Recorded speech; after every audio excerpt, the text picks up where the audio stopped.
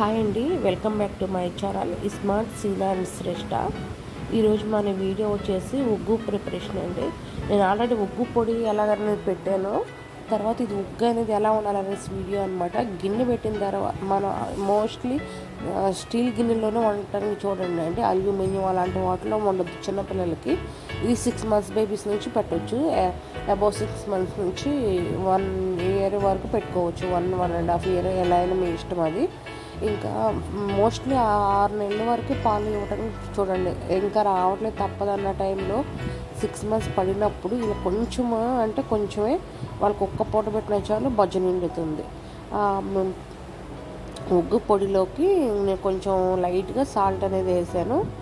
అయితే మనం దగ్గరుండి అది ఉండలు కట్టకుండా కలుపుతూనే ఉండాలి. గిన్నె కంటుకోకుండా కంపల్సరీ దగ్గరుండే వండాలి. ఉండలు ఏమైనా కట్టిందంటే ఆ ఫుడ్ బేబీ కరగదు. కంపల్సరీ కడుపులో నొప్పి వస్తుంది. అరగక వాళ్ళకి గ్యాస్ కూడా ఫామ్ అయ్యింది.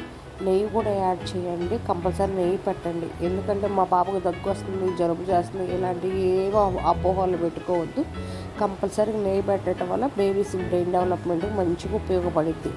ఇంకో విషయం ఏంటంటే నేను ఐకార్డ్లో వచ్చేసి ఇక్కడ ఉగ్గు పౌడర్ ఎలా ప్రిపేర్ చేయలేదైతే యాడ్ చేస్తాను. ఒకసారి చెక్అవుట్ చేయండి ప్లీజ్ అండి. వీడియోస్ చూస్తున్నారు కానీ ఎవరు సబ్స్క్రైబ్ చేసుకోవట్లేదు, లైక్ చేసుకోవట్లేదు. ప్లీజ్ అండి సబ్స్క్రైబ్ చేయండి. మరిన్ని